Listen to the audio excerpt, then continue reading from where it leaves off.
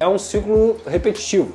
O Vasco, ele parece estar em looping mesmo. Se você for pegar depois da parada da Copa do Mundo, o enredo dos jogos, eles são muito parecidos.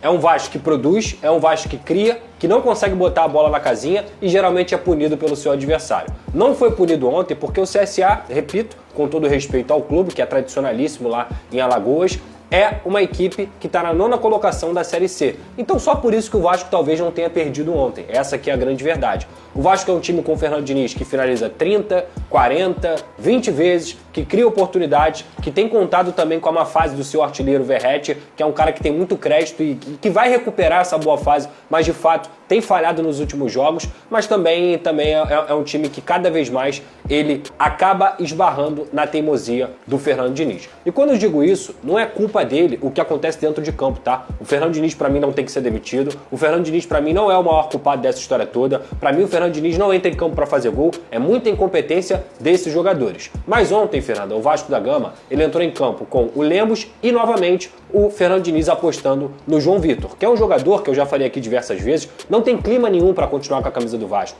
Ele é vaiado desde o primeiro minuto na partida contra o Grêmio, ele é um jogador que recebe o suporte da diretoria, que debocha do torcedor, que recebe o suporte do treinador, que não respeita a camisa do Vasco, e eu já dei esse exemplo aqui e vou dar de novo. O Léo Pelé era um cara que errava tanto quanto o João Vitor, era um cara que prejudicava tanto quanto o João Vitor, mas ele respeitava o Vasco da Gama. O João Vitor é um jogador que a todo momento parece não entender o que é vestir a camisa do Vasco da Gama, custou 40 milhões de reais para os cofres do clube, ganha quase R$1 milhão e continua prejudicando o Vasco. E aí, cara, passa a não ser mais culpa dele, passa a ser a culpa de quem escala, e que no caso foi o Fernando Diniz. Primeiro tempo do Vasco, nos 20 minutos, foi até bom, foi um jogo bem construtivo, um Vasco que também não deixava o CSA recuperar essa bola rápida e conseguir fazer ligação, a pressão pós-perda do Vasco estava sendo eficiente, mas depois dos 20 minutos, o Thiago Marques, que é o pivô do CSA, conseguiu segurar as bolas longas, tanto é que o Lemos e o João Vitor começaram a revezar falta em cima dele. E ali foi o problema, na minha visão, do Vasco da Gama para esse primeiro tempo. O Lemos tomou um amarelo, o João Vitor já estava com um acúmulo de faltas também, e logo depois ele tomou um amarelo no segundo tempo.